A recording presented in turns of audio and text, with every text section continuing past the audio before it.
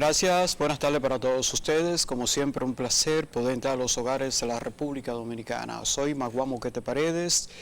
En esta tarde, foro de opinión, haciendo los comentarios, los análisis sobre las situaciones más importantes que están aconteciendo en la República Dominicana. De todas maneras, es una satisfacción inmensa de que ustedes puedan recibir a un excelso escritor del país, que tiene unas condiciones muy excepcionales, que representa en términos muy definidos de su talento, sus condiciones intelectuales, pero más que todo su dominicanidad. Tenemos en este instante en Foro de Opinión la honra de poder recibir a Manuel Núñez, historiador, lingüista, pero más que todo antropólogo de las situaciones más trascendentes de la sociedad dominicana. Manuel, gracias, por aceptar este contacto con nosotros en Foro de Opinión. Manuel, la situación de Haití no mejora, es un problema constante y la República Dominicana tiene que cargar con ese muerto, como decimos en buen dominicano. ¿Cómo se puede entender este tipo de situación? Mira, la situación de Haití es una, como tú has dicho, una constante, porque Haití está dentro de los 10 estados fallidos del mundo más importantes, es decir, es el número 8. Y esto desde luego significa que es una nación donde el 70% de la población es iletrada, analfabeta, es el país más pobre del continente, tiene 70% de desempleo, tiene el liderazgo de todas las enfermedades que se transmiten por vectores, es además una nación descalabrada en todo lo que es sus infraestructuras. Desde hace más de 18 años no tiene un polo de autoridad. Hemos visto que allí duró la MINUSTAH 14 años, pero hubo 3 años antes estuvieron las tropas estadounidenses. Y luego de la MINUSTAH ha venido la MINUSJUS, que sale ahora en el mes de octubre tras 2 años de prórroga.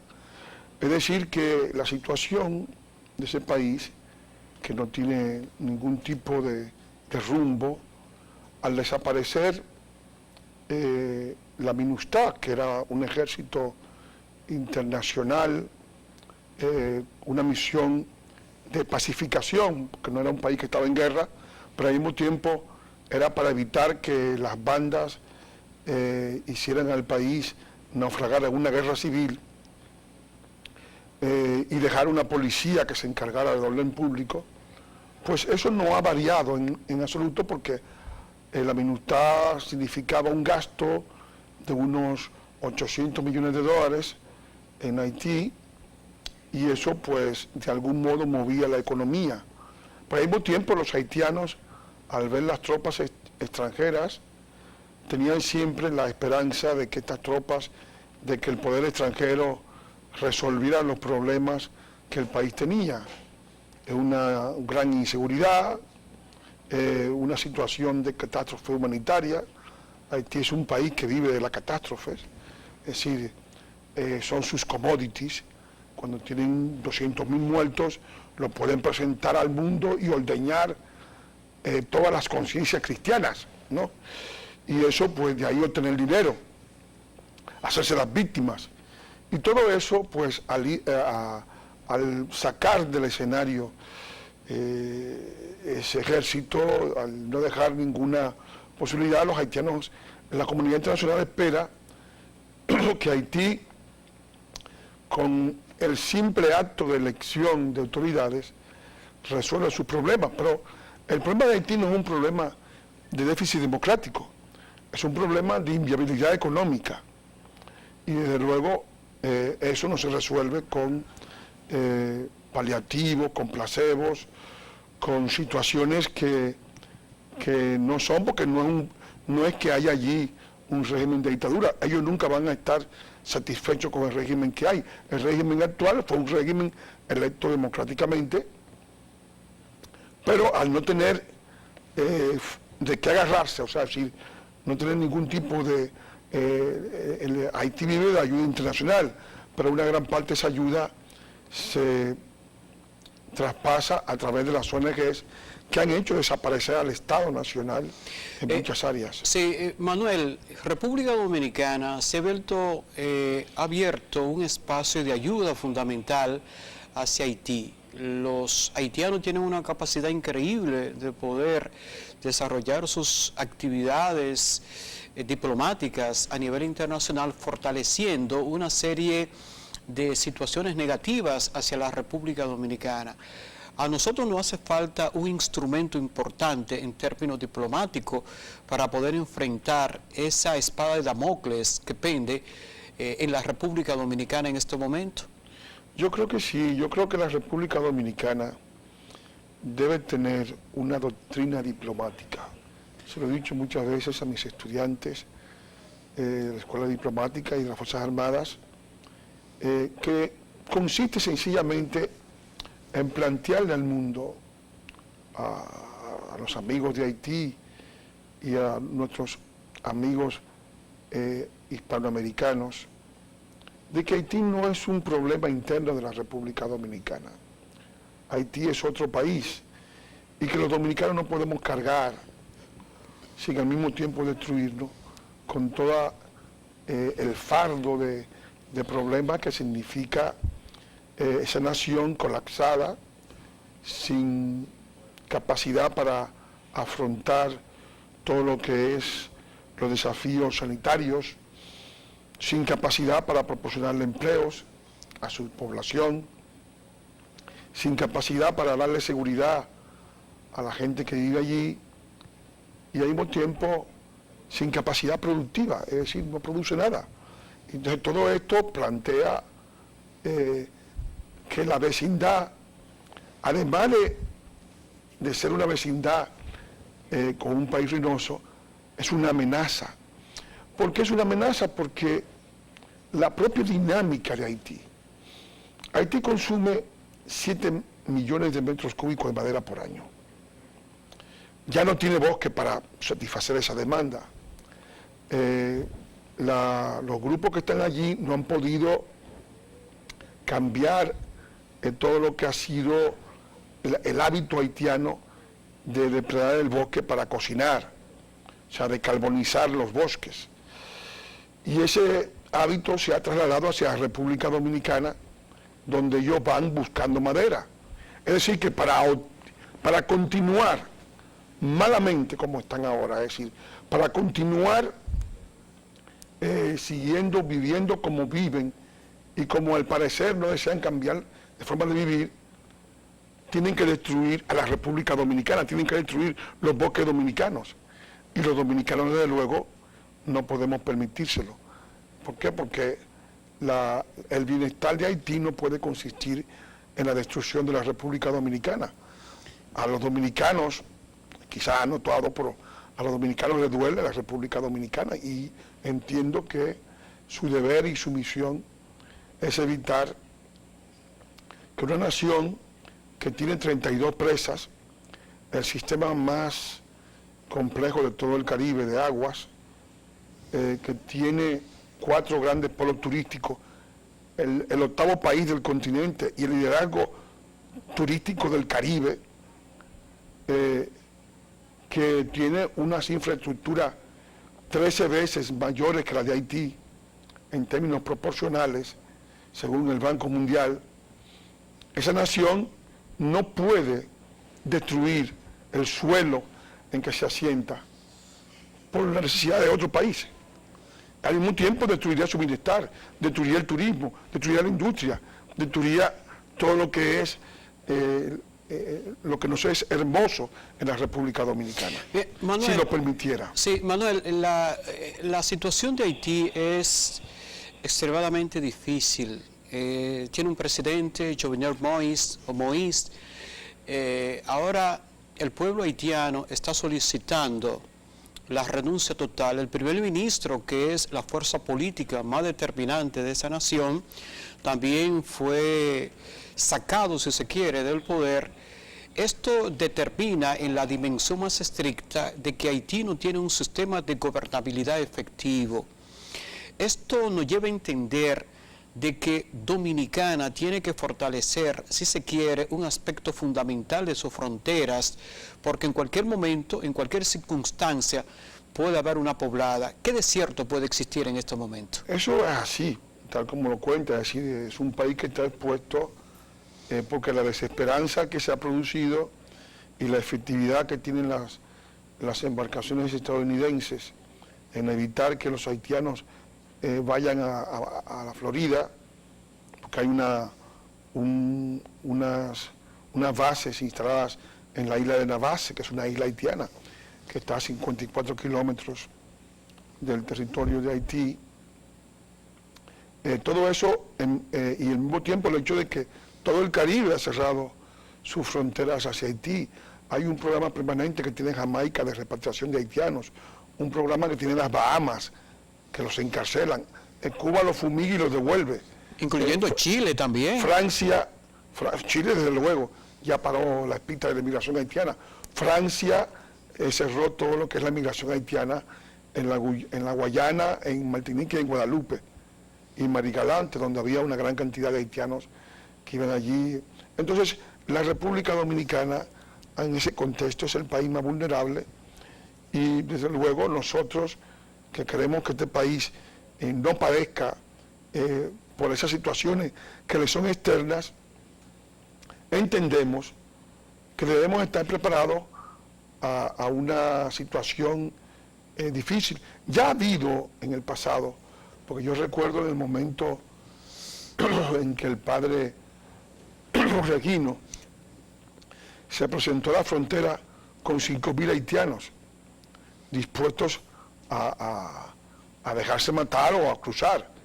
Y esto desde luego fue muy peligroso, porque en caso de que se hubiese producido una situación de, digamos, de respuesta ante una avalancha, y tuviesen que darle un alto a algunos haitianos, con los primeros muertos ya no hubieran hecho desaparecer la frontera, porque se iban a presentar como víctimas, y como en un país que no tiene ejército, pues la República Dominicana, al defender sus fronteras, iba a aparecer no como un país defensivo, sino como un país agresor, que era la intención de los haitianos para tratar de que la comunidad internacional nos descuartizara todo lo que es nuestra autodeterminación como país independiente y soberano de Haití.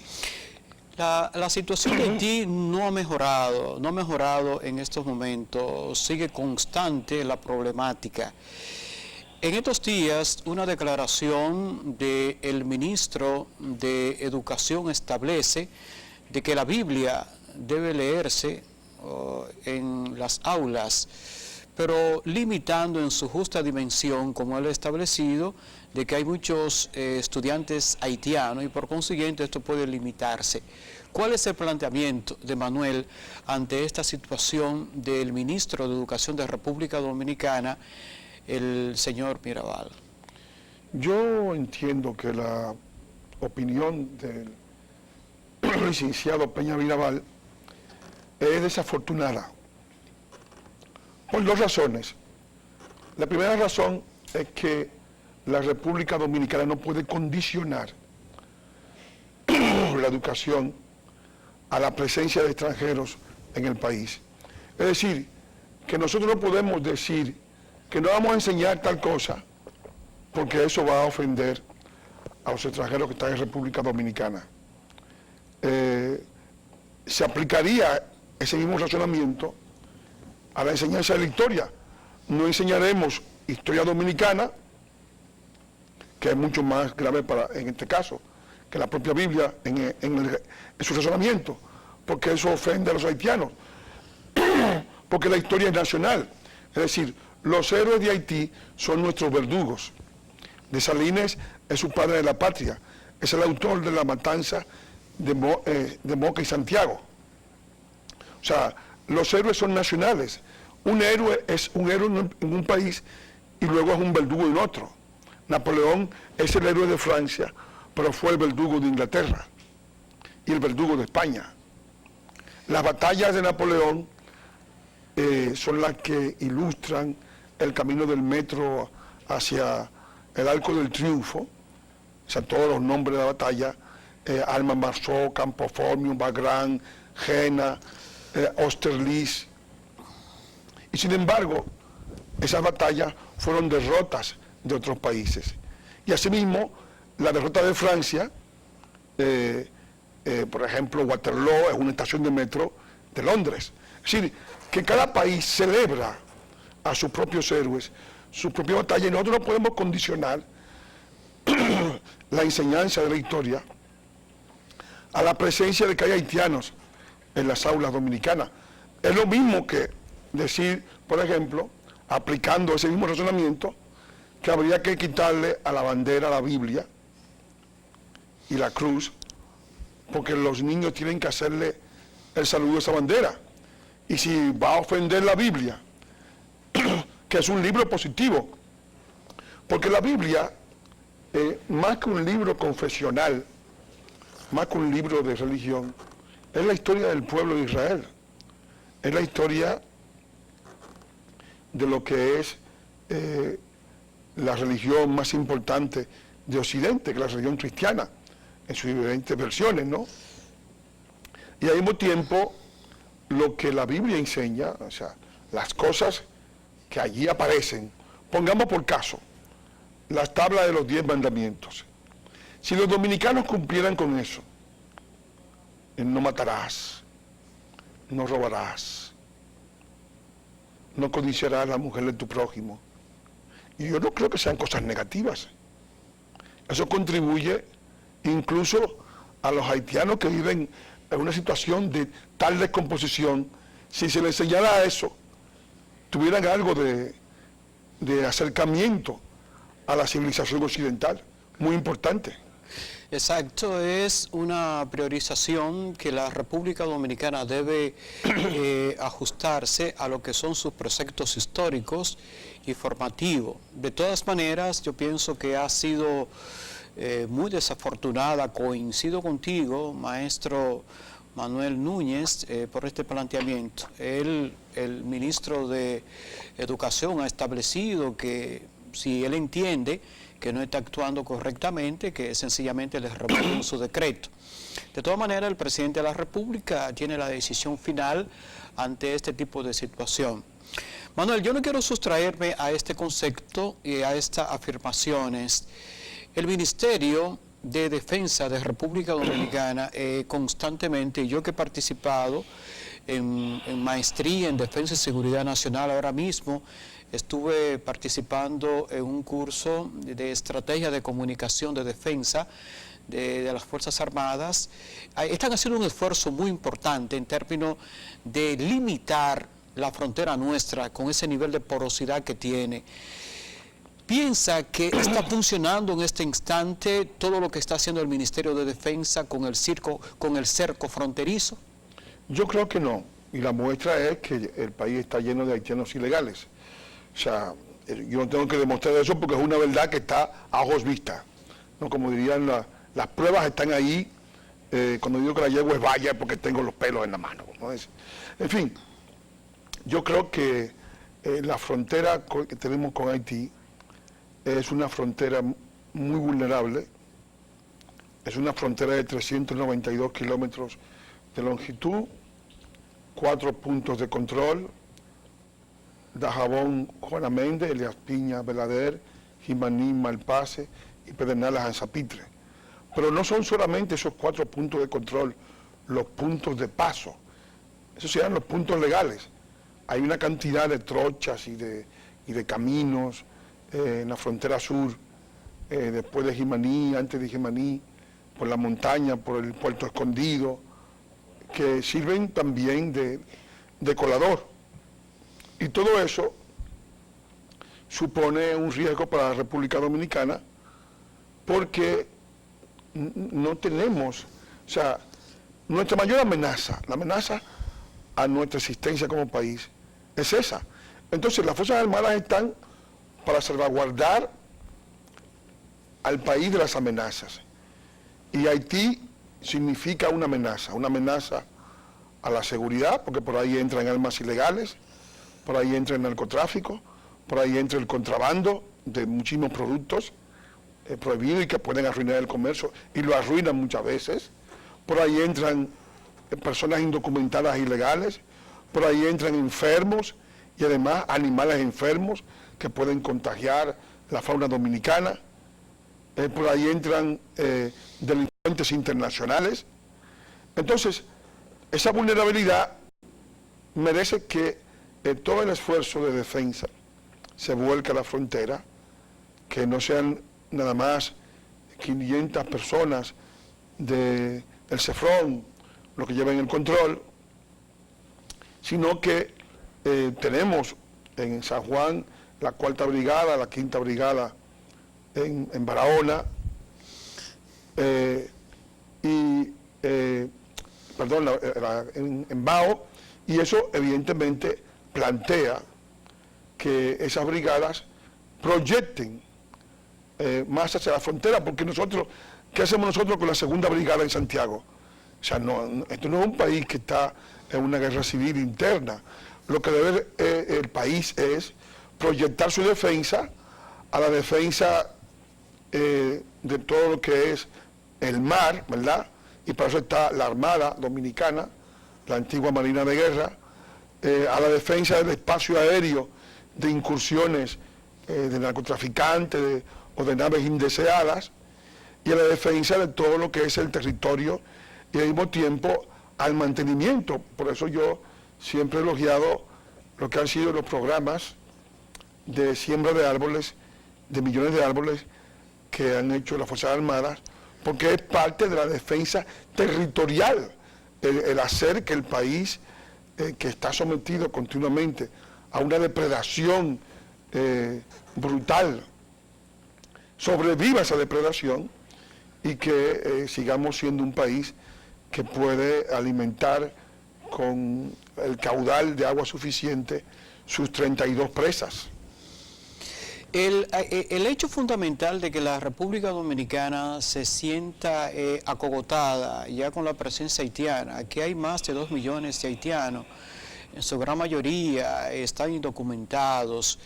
Se hace necesario, Manuel, tú que eres un estudioso de la historia dominicana y de la historia universal, piensa que aquí se debe implementar lo mismo que está haciendo Donald Trump con México, colocar una valla, colocar una frontera para que ese paso no exista de manera determinante de los haitianos aquí en la República Dominicana. Hacerse un esfuerzo a nivel internacional con el apoyo sustancial del país para evitar este tipo de situación. Eso puede ser una solución ante este flagelo que va asumiendo el país en este momento. Mira, yo soy de lo que creo que el muro es necesario, y ahora recuerdo a un amigo que era diplomático, que no podía decirlo, pero escribió un texto muy interesante, mi amigo Alejandro González Pons, recientemente fallecido, en que él argumentaba de una forma extraordinaria el por qué la República Dominicana debía construir un muro. En el mundo hay más de 80 muros construidos, y los muros no son muros de la enemistad, sino son muros para evitar una guerra, porque el papel del muro es el papel de contener la avalancha de gente que no se detiene ante nada, ¿no? Y el muro siempre será mejor un muro que una guerra o que un conflicto mayor.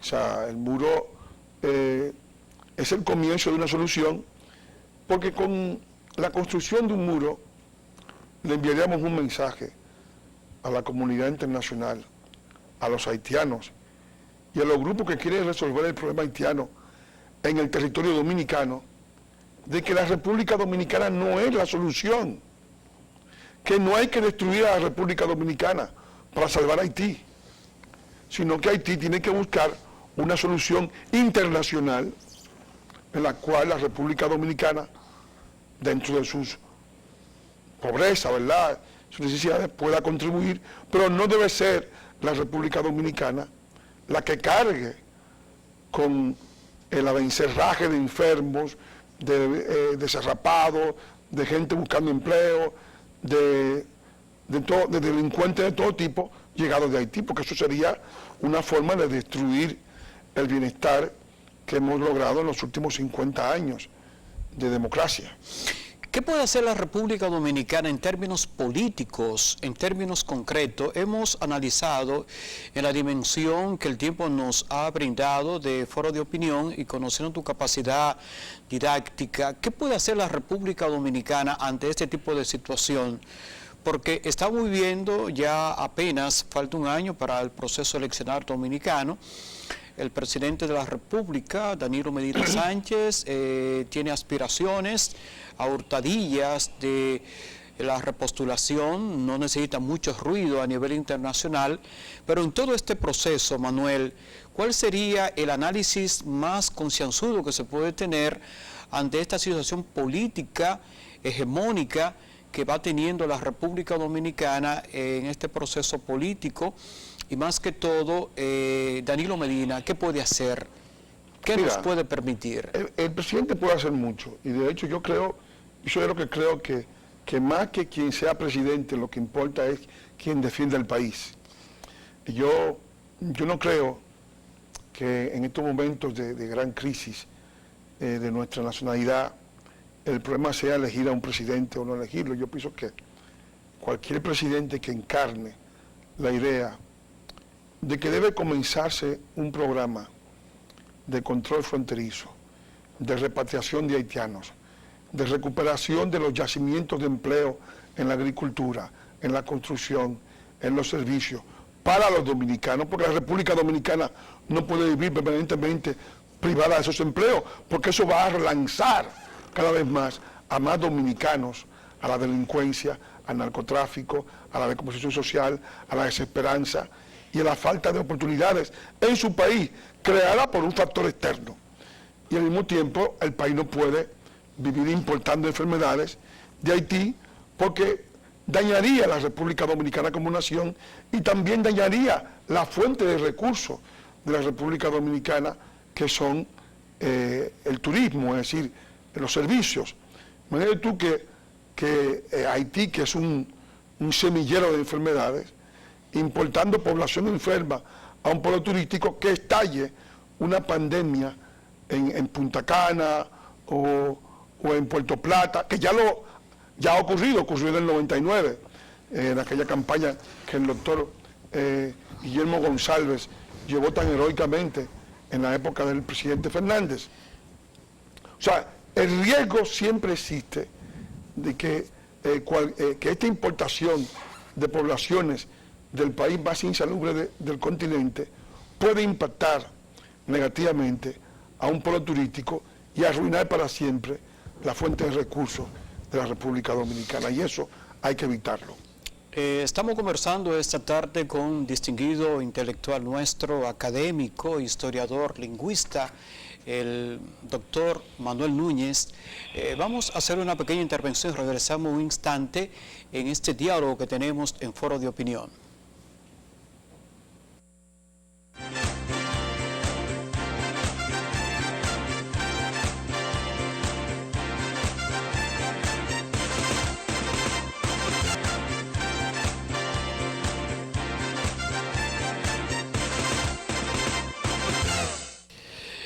Qué bien que están con nosotros esta tarde en conversación de manera muy explícita con este intelectual dominicano. Conoce muy bien la sociología y la psicología del pueblo haitiano, pero quiero llevarlo a República Dominicana en este momento.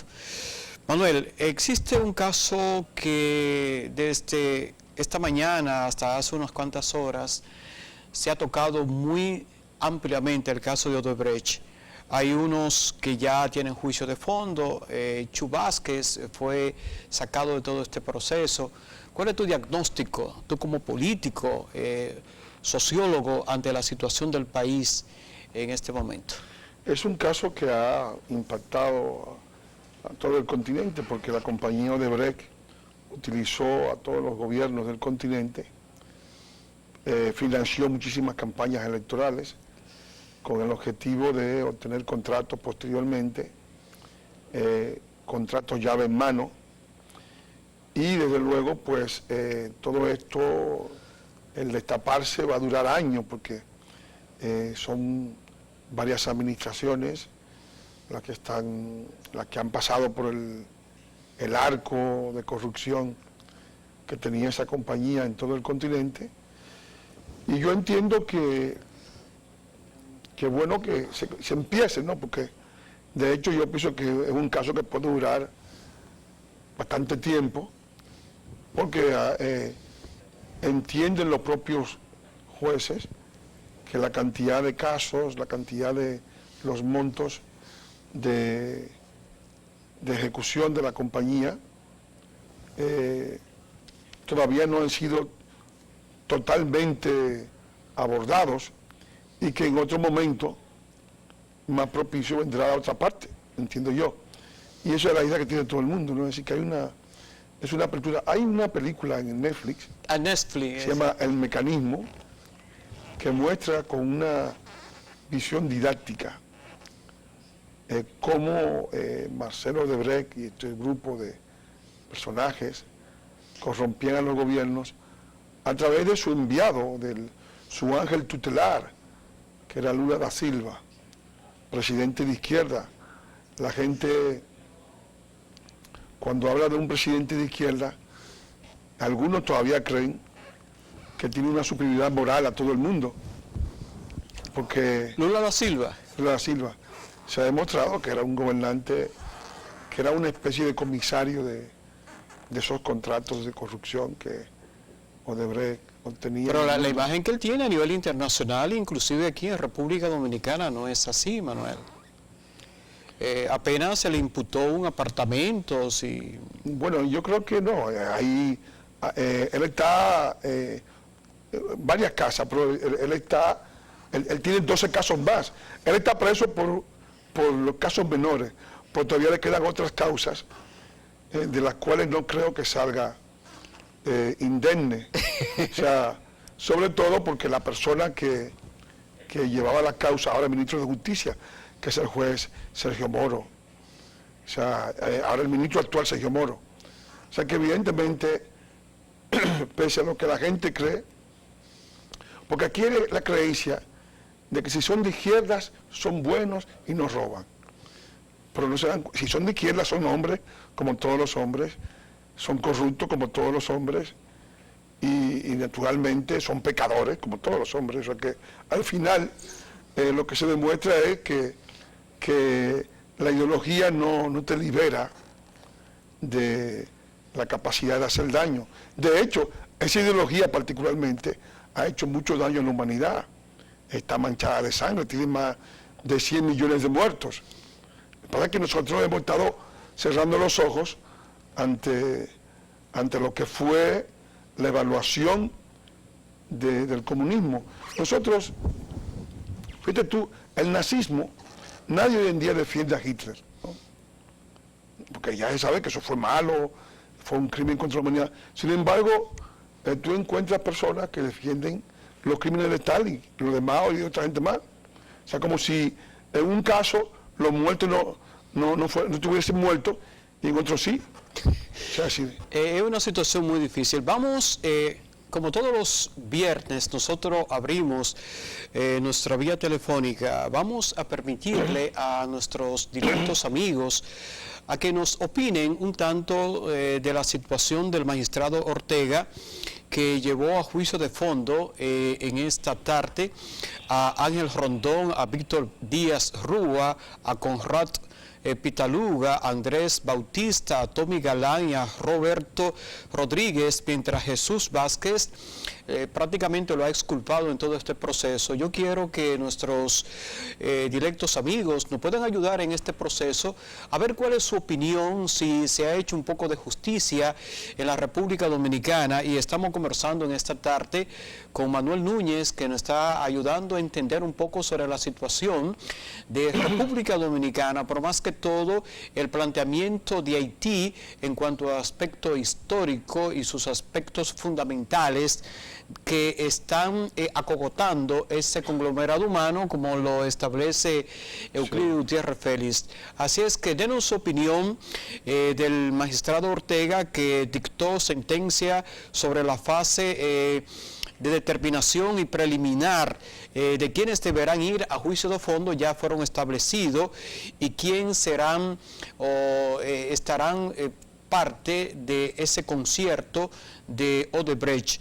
Entre ellos está Ángel Rondón Rijo, Víctor Díaz Rúa, Conrad Pitaluga, Andrés Bautista, Tommy Galán, Roberto Rodríguez, y en el caso específico el alto dirigente del Partido Revolucionario Moderno, Jesús Vázquez, que fue acusado de soborno, lavado de activos, enriquecimiento patrimonial y todo esto, y fue exculpado en este caso, y queremos que ustedes nos puedan darnos su opinión si el juez Ortega ha implicado de manera muy explícita la justicia dominicana. Buenas tardes, su nombre, por favor.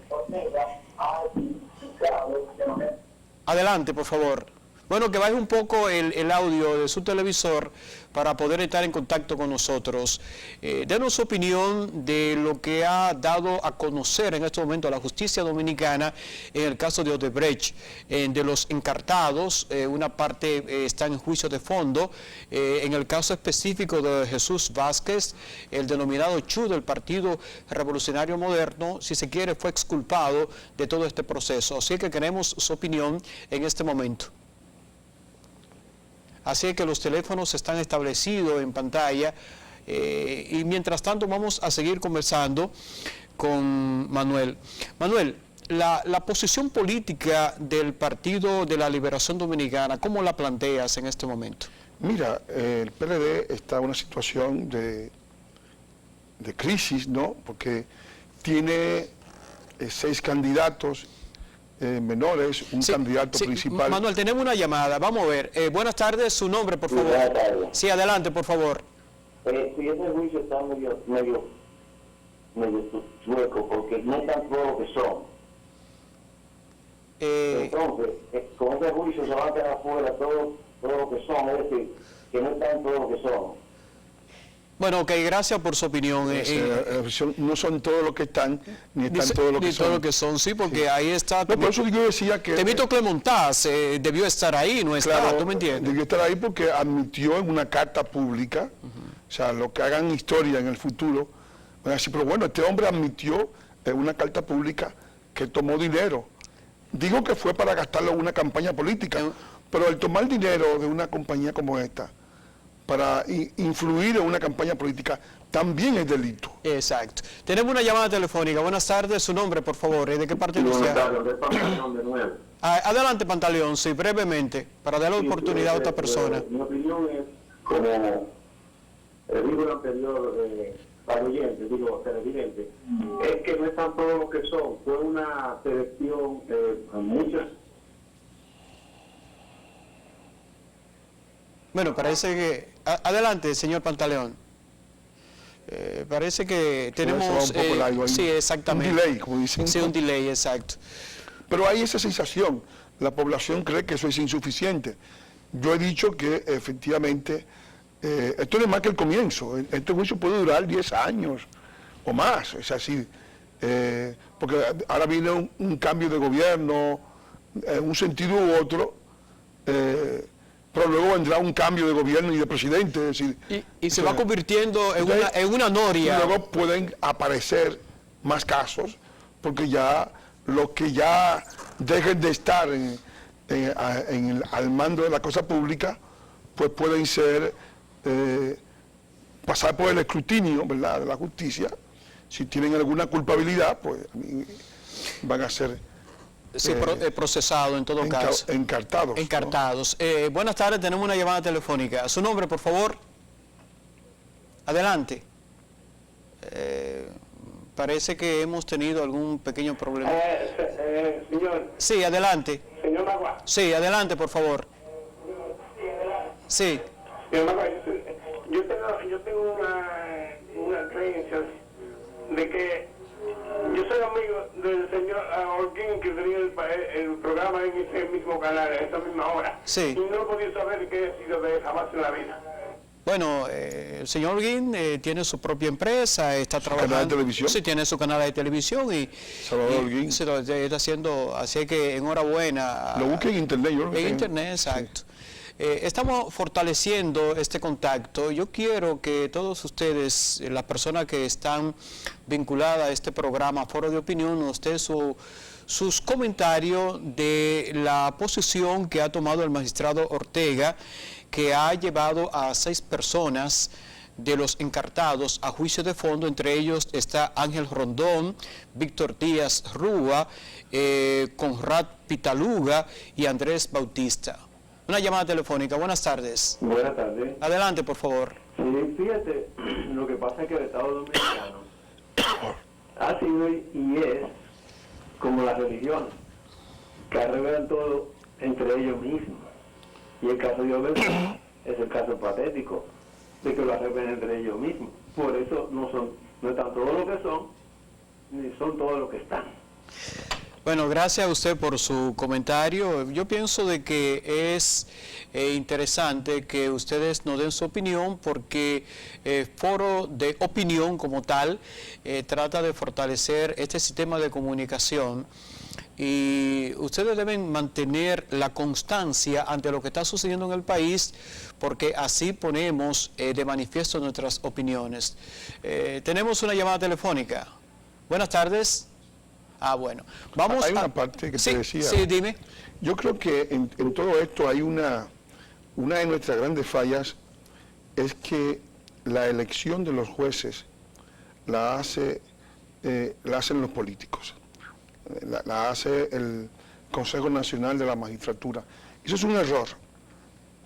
Yo creo que debe hacerla el Senado, o debe hacerla directamente por elección popular. Ya se puede hacer, porque en una época no era posible, pero hoy en día, con todos los medios técnicos que hay, los teléfonos y demás, el teléfono inteligente, tú puedes hacer que varias asociaciones puedan votar y elegir a los jueces, porque no es posible que los políticos elijan a los jueces que van a juzgarlo, porque no se va a producir el juicio en ese caso. ¿Por qué? Porque le van a deber el cargo a políticos que lo eligieron. No, y se convierte todo en un sainete. Vamos a tener un contacto con un amigo o amiga televidente. Buenas tardes. Sí, buenas tardes. Yo pienso que esta telenovela de Odebrecht es muy parecida a la telenovela de David Collado. En ninguna está reinando la verdad. El pueblo entero lo sabe, nadie cree, ni en un caso ni en el otro. Eso son cosas para entretener a la población. Esa es mi opinión. David Ortiz. Sí, en el caso de David Ortiz, es un lapsus lingua que ha tenido la señora. Es parte de todo este proceso, Manuel, que está viviendo la República Dominicana, y nosotros tenemos que cohabitar con este proceso, para bien o para mal. Yo pienso que para la sociedad dominicana esto es funesto, porque la situación se muestra inconstante ante lo que debe ser la madurez política. ¿Cómo tú analizas esta parte en lo que recibimos otra llamada telefónica? Yo entiendo que en este caso específico, como hubo revelaciones iniciales de los imputados, y rápidamente la policía dio con los autores materiales, aunque no el autor o los autores intelectuales del hecho. Y los autores materiales dieron su versión del hecho, de que efectivamente el blanco de ataque era David Ortiz. El hecho de que en el curso de la investigación cambien esas primeras declaraciones, la gente dice, bueno, pero que ¿a quién está protegiendo? No están acomodando las cosas, exacto, ¿no? Es decir, y evidentemente ese hecho hace que nadie confíe en las propias autoridades. En lo que se monta después, porque después tú montas una cosa muy bonita, pero Sí. nadie cree en ella. Sí, un tremendo guión. Tenemos una llamada telefónica. Buenas tardes. Su nombre, por favor. ¿De qué parte nos llama?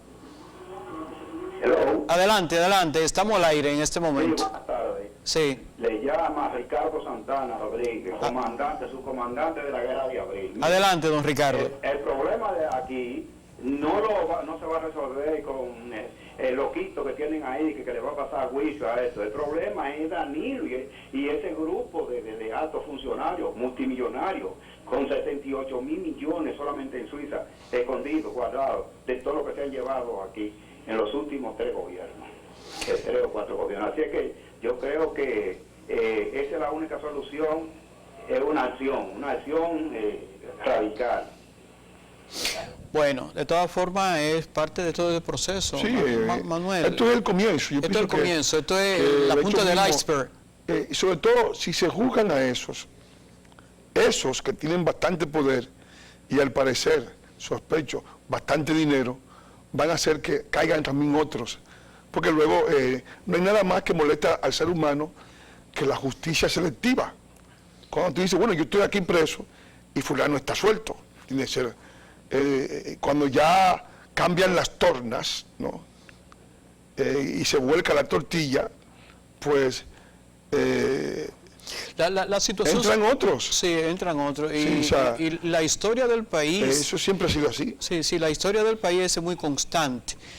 Yo pienso que la dominación de este 2020 va a tener un poco de historia hacia lo que serían los procesos políticos de República Dominicana. Con la anuncia tuya, Manuel, vamos a hacer una pequeña intervención de nuestro auspiciador y regresamos dentro de un instante en la parte concluyente de este espacio.